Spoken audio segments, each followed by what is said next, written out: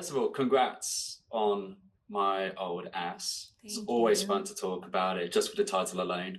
And the title does sound much better. I think, love it the in an English accent. Yeah, The yeah. ass. Yeah. My old ass. My Old Ass. I love it. It's like a little classier. It is. Yeah, it's cuter. I'm very intrigued about how it all started, particularly because of the work you've both done on The Fallout. Did the relationship kind of build from there, or? Yeah. For sure. Maisy auditioned for The Fallout, and I remember being so blown away by her tape and being really sad because there wasn't a part that was right for her in the movie. And I was like, how do I let her go? Like, she's so talented and so good. I even started thinking about, like, do I write a character for her in the movie? But we were so far down the line at that point, it didn't make sense. But then she ended up writing a song for the movie with her sister, which was so genius. But we'd never met because it was during the pandemic. Yeah. So everything was essentially done for that movie remotely. And then we met briefly through Maddie Ziegler, who is one of Maisy's very good friends. And I was just so charmed with Maisy. And at that point, I'd started writing the movie. And she was secretly very much an inspiration for the character of Elliott. But weirdly, I didn't know you that well. Like we knew each other. Like a very much like a text relationship. Yeah. And I kind of had this idea about maybe who she was. But then it kind of became the time of like, wait, I want to ask Maisy to audition for this, but I don't actually know if she's like this or like what the vibe is going to be. But then when she sent in her tape, it was so much better than I ever could have imagined. And not only did she like bring Elliott to life and bring all those, I was very drawn to the fact that Maisy is so positive and optimistic and full of sparkle and joy, but also very grounded and cool and emotionally aware. And she was able to infuse all of that into the character of Elliott that I'd created, not really knowing who Maisy actually was and more, and like bring her to life in a way I could never have imagined. So you just never know when and then it was really just like curating this cast of people around Maisy's energy, which was really special. I'm speechless. I feel like we could just end this here, Maisy. Yeah, I'm good to go home now. I'm like really. Ooh, that flattened me. I would say a bit of a muse. Okay. Whoa. But it's it's very true. And I mean, and like vice versa. I auditioned for Fallout. I read that script. It was my favorite thing I'd ever read, 100%. Like, lie detector test me. Like, it just was. And then My Old Ass was my favorite thing that I'd read since Fallout. Like, I just am very drawn to Megan as a filmmaker and as a writer. Like, very, very connected. And so, like, when I read the Fallout script, I was like in my journal, like which scripture of like Megan Park, I'm in her next movie. So little did I know you were over there. Like, I had no idea. Well, there's always been like such a weird creative like brain sync to a degree in which you don't always find in people. Yeah, to the point it's like we like giggle because we're like, what? Like how? And since the movie, we kind of cross-check, projects Maisy's doing on her own, 100%. projects I'm writing. We are like each other's still in like leaning point on a lot of like, is this good? Am I crazy? Like, what's 100%. Going on? It's like if I think something's good, I'm like, no, I'll really know if it's good if like Megan also thinks it's good, and then every time if I think it's good, you 100% of the time think it's good. Yeah. Very, very cool. As somebody who's bisexual myself, first of all, thanks for some great, authentic bisexual representation. We love to see it. Thank you.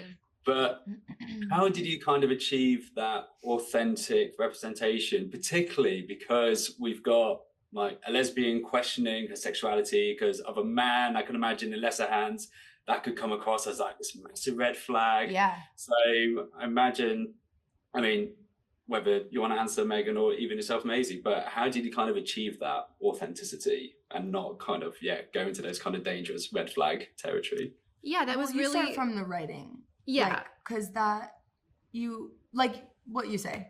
No, I think it was very important that this didn't become a story about somebody who identifies as being a lesbian and then identifies as being straight by the end of it because of a man. That's not the story. That's not the plot. That's not the journey at all.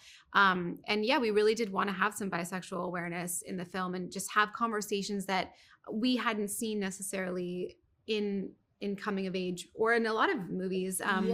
And the journey is just more about, the conversation's more about labels and kind of allowing yourself the space to adjust those labels as needed. And at the end of the movie, Elliott has come out as bisexual or pansexual. She's still figuring it out, Still which is very what I much also queer. love, is Yeah. that she's not like, oh, now I have this specific label. She's like, I don't really know what that's going to be. 100%. But yeah, and we talked to a lot of people in the community. We cross-checked this with a lot of people who'd had very similar experiences, and just, we wanted to make sure that it was delicately and appropriately handled.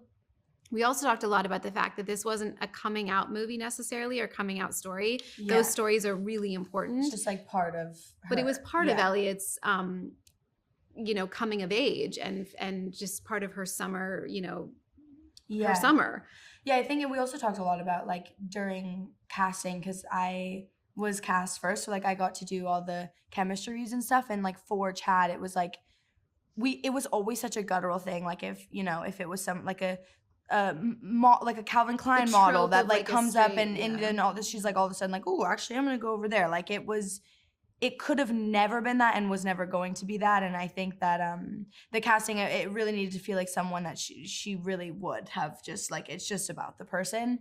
But yeah, I think also like labels wise, like I was always raised in a way that was very, like the pressure was never put on me to have a label, which I know is not everyone's experience, and I got really lucky in that. And so I've always felt very strongly about labels, and not being like that can change, and that can always move. So I was really proud to be a part of something that was like encouraging that message, I guess.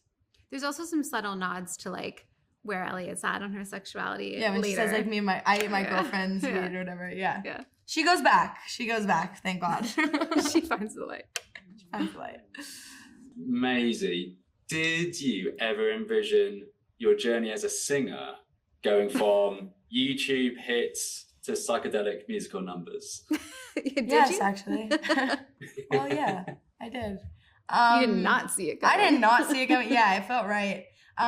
No, I mean, I don't even know how to answer that. I mean, I did a show when I was like 8 to like 14, and then I just went back to school, and I feel like my life has been kind of unexpected events, and so I don't really expect anything. It kind of just happens when it happens. But I do have a very strong, like, I have like a knowing in my body, and like I know when something's right and when something's wrong. And second Megan came, like the second I met Megan, I just like, I had like a knowing feeling that something was gonna happen.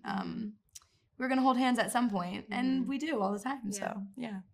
And also, like, once we knew we were doing a Justin Bieber sequence, we had Maddie and Carice, who are professional dancers. Yeah. We had Maisy, who's an incredible singer. Insane. And I was like, this is just really, everything's pointing towards this working. Yes. It's just a feeling, we're gonna do a bit of Bieber. Yeah. We got this. 100%. And he's Canadian. Come on, he's been spotted in Muskoka on a jet ski, I will say. I didn't know that. It all seemed like it was gonna work. Yeah. And as a final question, what would each of you tell your younger selves if you had that crazy psychedelic experience to do that? I feel like younger self is like easier for me than older self. Yeah.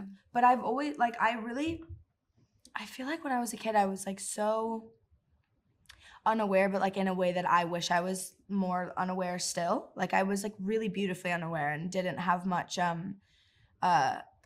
negativity in my, or like care. Like I really did not have any understanding of like perception of myself. And so I would want some advice from her. I think she had it like kind of great. She was kind of awesome.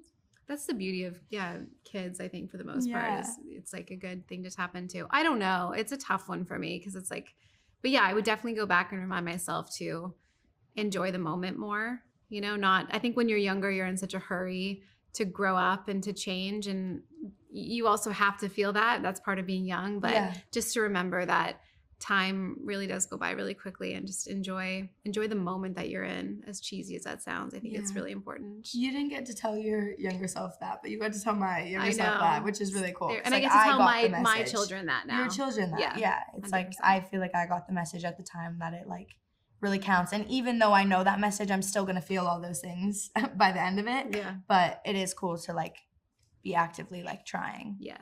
I could have chatted to you both all afternoon. I know. Let's keep this going. Wherever you are. But thank you both so much. And Thank once you. again, congrats on the film. Thank you so much. Nice to meet you.